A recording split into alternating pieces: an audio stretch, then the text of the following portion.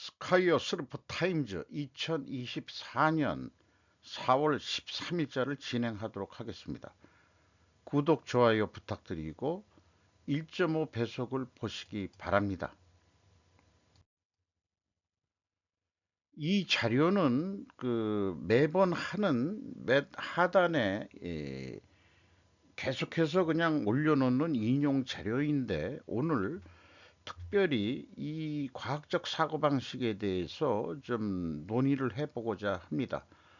정치, 외교, 사회 문제를 결과, 원인, 결과의 과학적 사고방식으로 접근해보자. 첫 번째, 분류라는 방식이 있고요.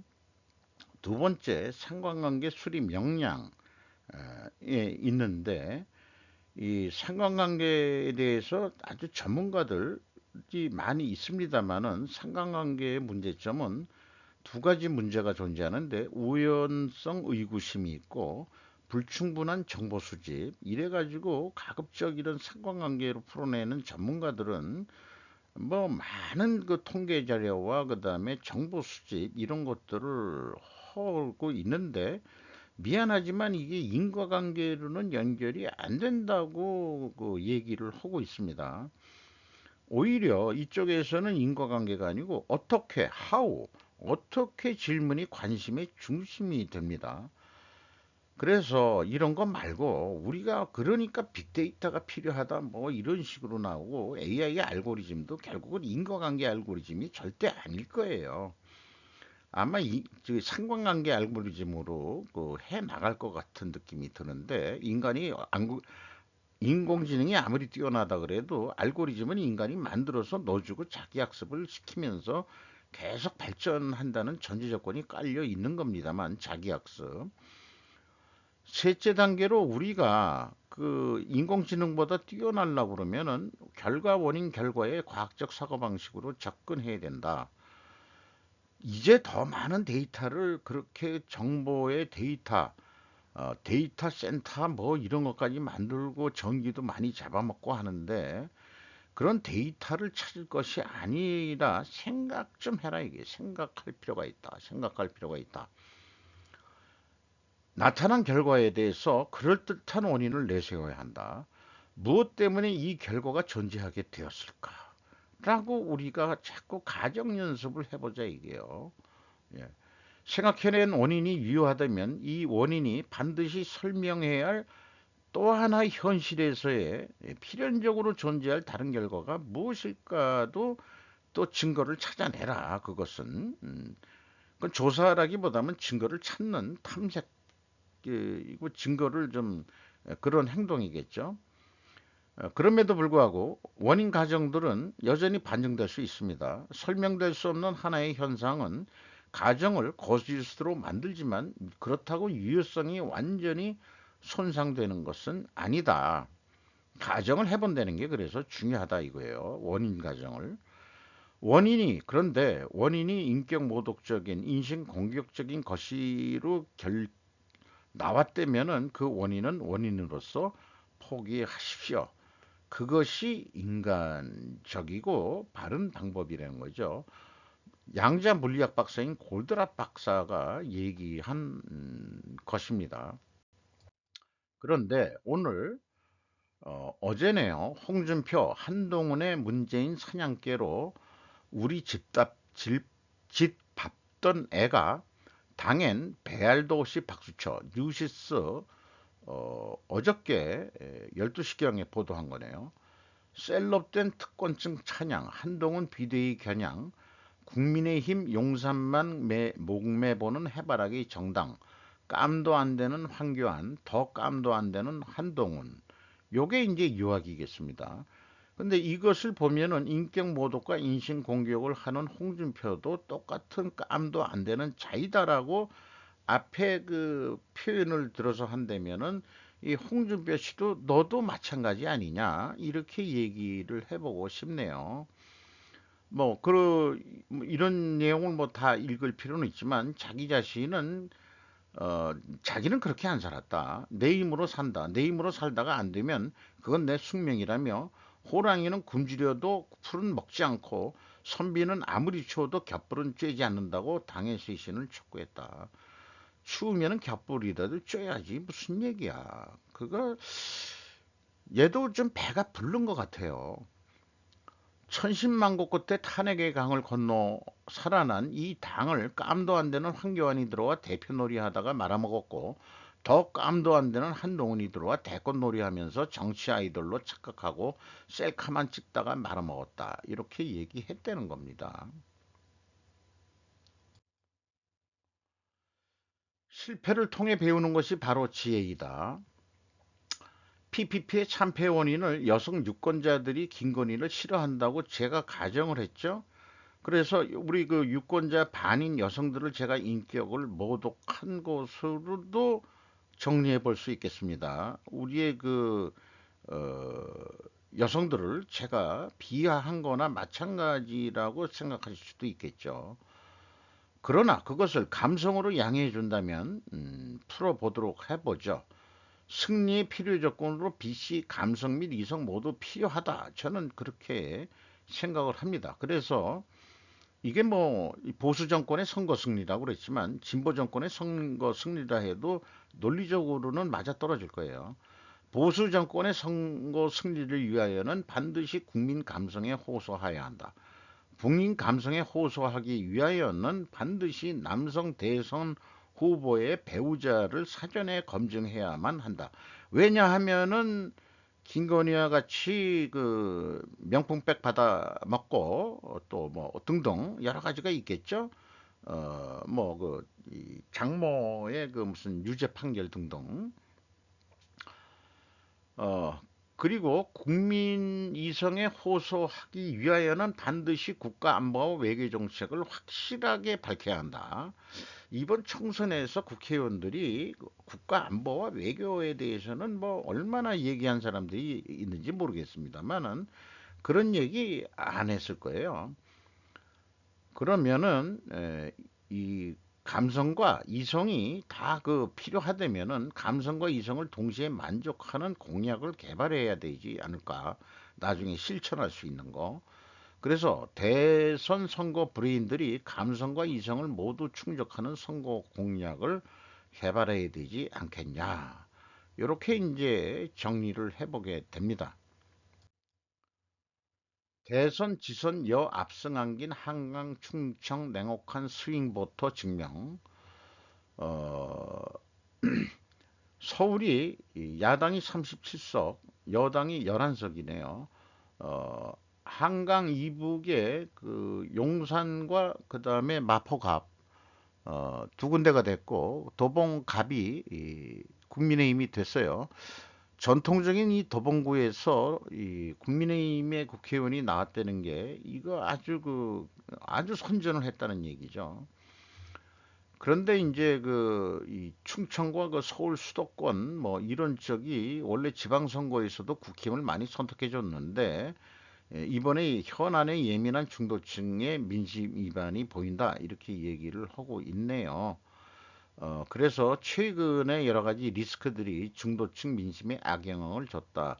정치권의 중론이다. 이렇게 얘기를 하고 있는데, 저는 뭐 정치권의 견해에 대해서 제가 발가할 필요는, 아니, 그런 수준은 안 되고, 아까 얘기한 대로 저는, 그렇게 이 인격 모독적인 거로 몰릴 수 있는 근본 원인 가정을 김건희를 우리 여성 아줌마들이 싫어한다는 거로 그 정도 수준밖에 안 되는 사람이기 때문에 뭐 여러 가지 뭐 리스크 어쩌고 저쩌고 이런 거 잘 모르겠다 이게요.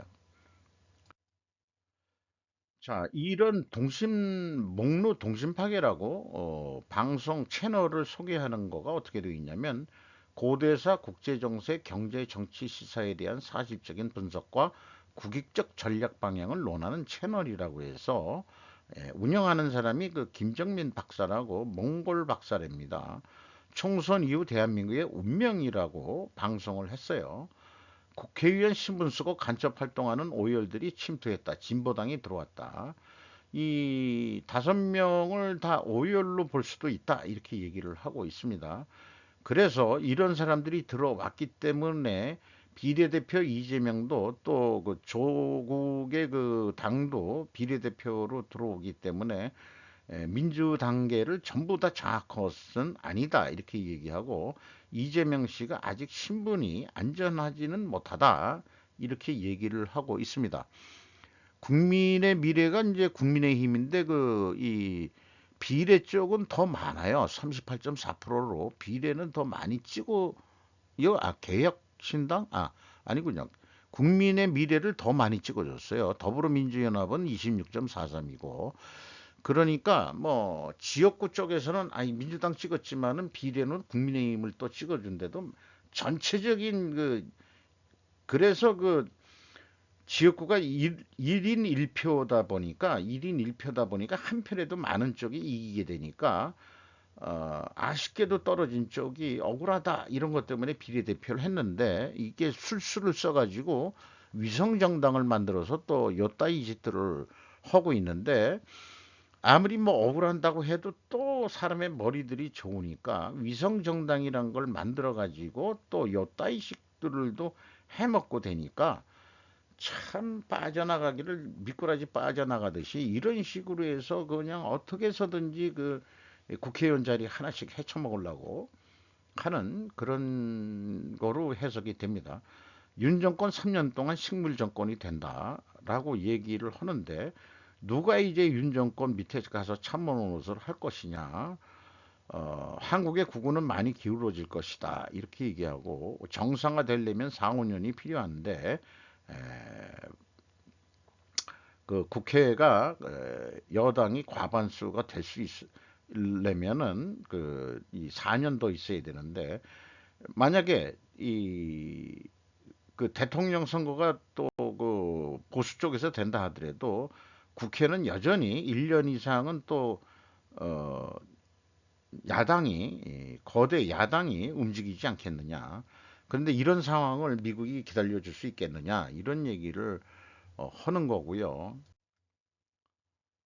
어, 이번에 미일 한일 아니 미일 저기 정상회담에서 나온 주요 내용들을 저기 소개를 했는데 언론 뉴스에서 따온 거를 이거를 보면은 이렇게 미국하고 일본하고 한다는 것이 우리나라하고도 하면은 좋은 내용들입니다. 근데 한국이 왕따를 당하기 시작하고 있다. 일본은 제1 파트너고 한국은 제2 파트너일 뿐.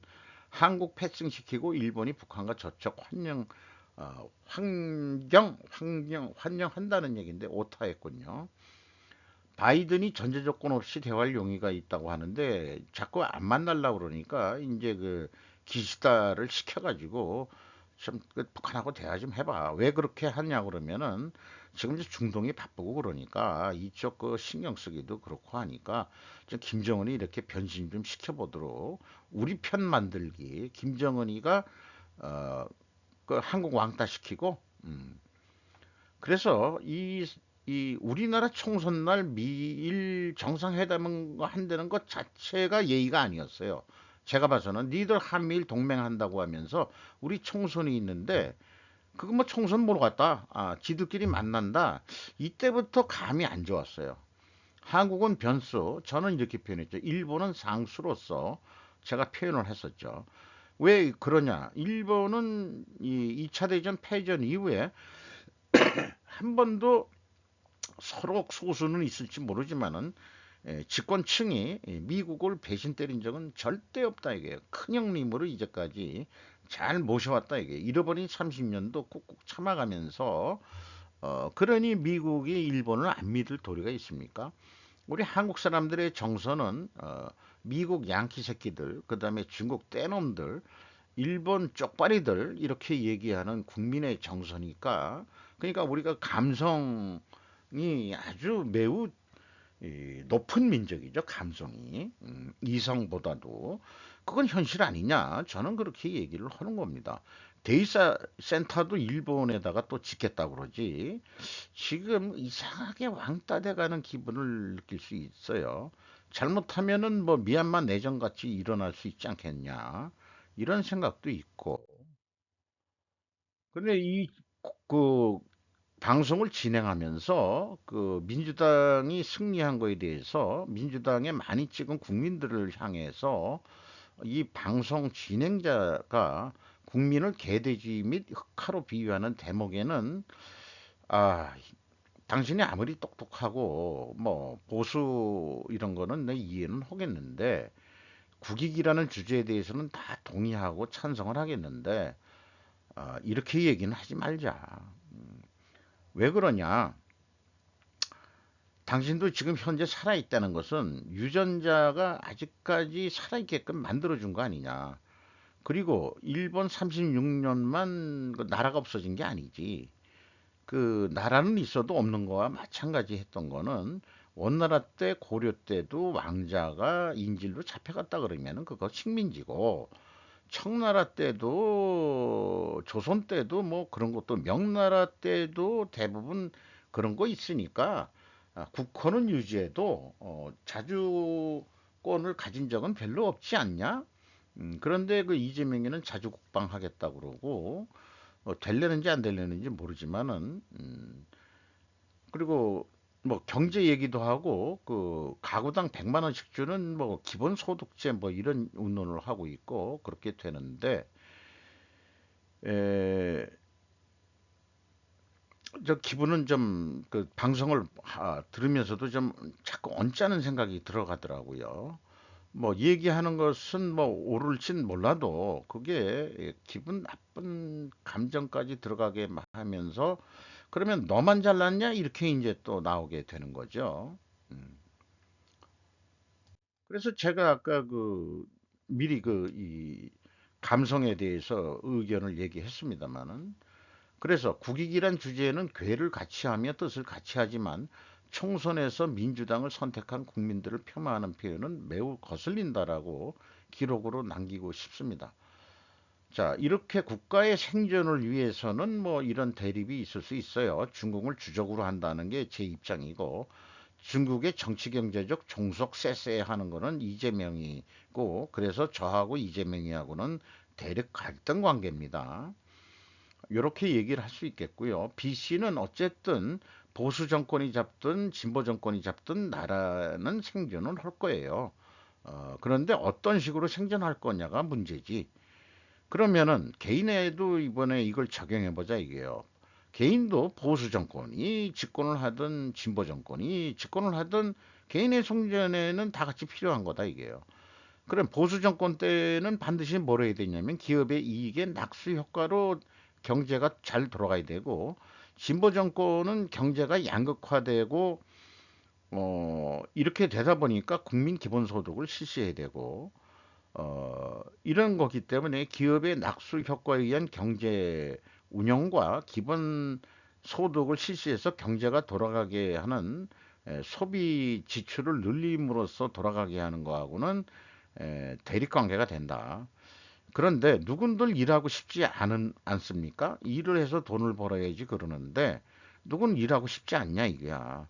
근데 지금도 그 고령층들 70대에서도 일을 해야 먹고 산다고 해서 일하는 고령층이 많아졌다는데 어, 아주 허드렛 일 같은 거 하는 거겠죠.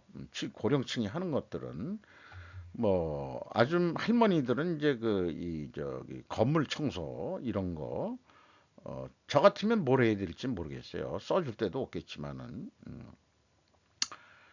그래서 우리 국민들이 치열한 생존 경쟁에 삶이 많이 고달프다. 이런 기분이 들고 있다. 이런 얘기예요.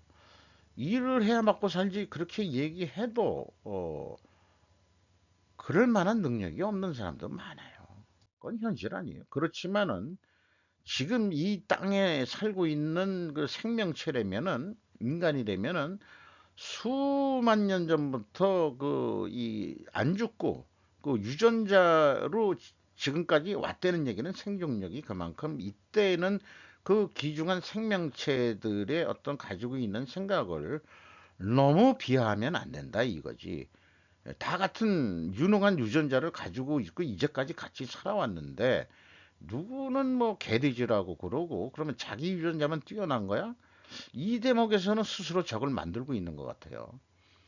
남은 희망은 이재명 대통령이 안 되게 하는 것. 이 친구가 얘기하는 게 이래서 돈을 벌어야지 위기에 처한 한국. 누군 안 그러고 싶냐 이거지. 예? 이 사람아, 나도 그런 얘기를 하고는 싶어. 일을 해서 돈을 벌어야지. 꽁돈 얻었으면은 그거 한번 얻어 써버릇하면은 그거 버릇된다는 거. 공짜 버릇돼 가지고 거지 근성이 일어난다는 건 나도 모르는 거 아니다 이 말이에요. 음, 그 그런 진행한 얘기를 이런 의견도 있다는 거를 제가 좀 정리를 한 겁니다. 그리고 그 방금열 기자가 조선일보에서 4월 12일 9시에 보도를 했는데 이재명 그 대표한테 사법 리스크 여전하지 않습니까? 의원직 상실 가능성 묻자 이재명 침묵. 어, 그 김문기 전 성남 도계공 처장 다 자살 당했죠. 성남시정 알고 있었으면서도 몰랐다 하고 국토부 협박으로 백현동 개발 부지 용도를 상향 조정했다고 거짓말을 한 혐의로 지난 2020년 9월 기소됐다. 정치를 하려면 뻔뻔 도덕적으로 괜찮다. 정치해 먹으려면 뻔뻔해야 된다는 것을 어, 이 제명이가 좀 보여주고 있네요. 실패해서 재방발지를 하는 것을 배우는 것이 바로 지혜이기를.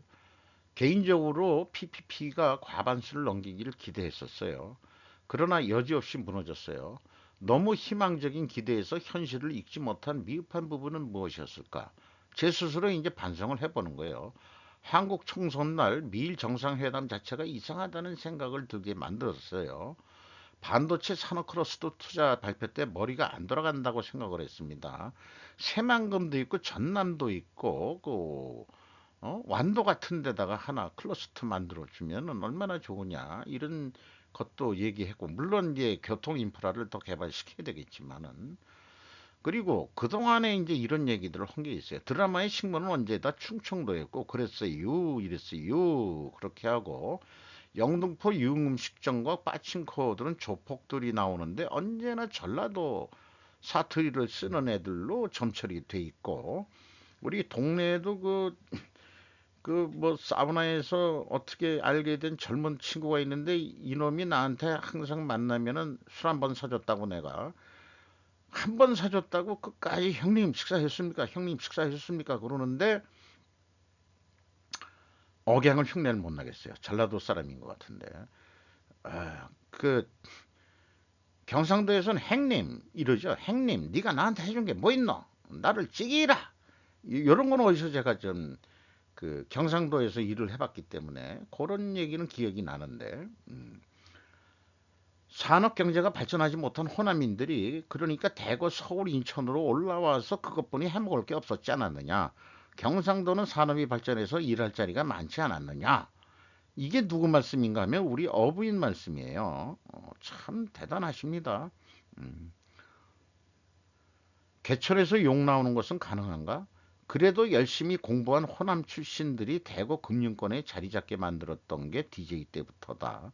제가 그렇게 인식을 하고 있고요. 재명이나 동현이나 나도 청계천 인근 판자촌 출신들이나 둘은 머리가 좋은 애들이고 나는 그저 간신히 어떻게 직장에 들어가서 생존을 위해서 열심히 일을 했을 뿐이다. 얘가 이 두 애들 보고 애들이라고 하는 것은 나보다 나이가 어리기 때문에 그렇습니다. 나는 대기업에서 장기 근속으로 생존했던 경력밖에 저는 없어요. 그저 보통 사람 오디너리 피플일 뿐이다. 뜬 건 없겠지만 중국 주적을 말할 때는 정은이가 남한을 주적으로 결정했지만 결코 북한이 나에게 제1주적은 아니다. 제2주적으로 상수가 아닌 변수가 될 수 있다. 어, 네가 변신만 해주라. 그걸 희망하는 거죠. 그걸 어떻게 만들어낼까가 중요한 거지. 그렇게 생각을 합니다. 미래 한국의 생존을 위해서 우리나라는 충분히 통일이 돼야 되고요. 그럼에도 불구하고 개인적으로는 사회주의 공산주의는 저는 아니올 시다다 하는 얘기예요. 미일 정상 백악관 만찬의 유일한 한국인 자기들끼리의 놀이에 그들끼리만의 리그가 됐는데 물론 우리 윤 대통령도 그 국빈 초빙으로 먼저 갔다 왔죠. 기시다보다도 국빈이라는 그 명칭으로 파나소닉 미주본부 CEO 이명원 씨인데 파나소닉이 일본 기업 아니에요? 거기에 법무팀 비서로 입사해서 30년 넘게 최초 기록을 써내려가다가 지금 그 파나소닉 그 미주 본부의 그 사장이 됩니다. 여기 이번에 그 쟁쟁한 사람들이 빌 클린턴도 왔고 제프 베이조스 아마존 창업자 손정희 소프트뱅크 뭐 이렇게 대거 많이 와 있는데 여기에 이제 당당히 파나소닉 그 한국인 근데 일본 대표로 온 거나 마찬가지지 뭐 그렇게 됐는데 기시다 상하원 합동연설에도 그 제리 모란 상원의원의 초대를 받아 참석을 했는데 이 파나소닉이 그 이 캔자스 주에다가 첨단 리튬이온 배터리 공장을 짓기로 해서 인연이 돼가지고 그 다음에 이제 알게 됐다 이런 얘기예요. 2년 그러니까 뭐 저게 자제분 두 사람을 가지고 있는 워킹맘으로 이게 지금 현재의 사진인지 더 젊었을 때 찍은 사진인지는 모르겠습니다만 뭐 그 사회적인 그 어떤 그 성공에 대해서 축하를 하는 바입니다. 바이든 이란의 이스라엘 보복 타격 메시지 하지마 하지마 하지마 요거로 그냥 얘기를 하고자 합니다. 이란이 보복하려는 것은 어떻게 해서든지 이란 시설 시리아에 있는 이란 시설에 대한 공습으로 그 이란의 그 혁명 수비대 12명이 죽었는데 거기에 그 고위 지도자 모하마드 레자 자이디가 죽었다는 거예요. 그래서 이스라엘이 배후로 알고 이스라엘을 공격하겠다고 그러는데 하지마 하지마. 그래서 블링컨 국무장관이 물밑 작업을 하고 있다. 이런 뉴스고요. 기관의 조사 결과는 어, 중국이 우크라이나 전쟁을 돕기 위해 러시아의 장비 판매를 급증시켰다. 무기를 직접 한 건 아니고 여기 보면은 러시아 외무장관이 이제 시진핑하고 만나는 장면의 사진인데 중국은 러시아의 공작기계 마이크로 일렉트로닉스 및 기타 기술 판매를 급증시켰으며 이 기술은 러시아가 미사일, 탱크, 항공기 및 기타 무기를 생산하는 데 사용하고 있다. 익명을 조건으로 민감한 결과를 논의한 바이든 행정부 고위관리 이명에 따르면 러시아의 마이크로 일렉트로닉스는 러시아가 미사일, 탱크, 항공기 등을 사용해 온 중국산입니다. 라고 그렇게 보도를 했습니다. 이상 간단하게 마쳤습니다.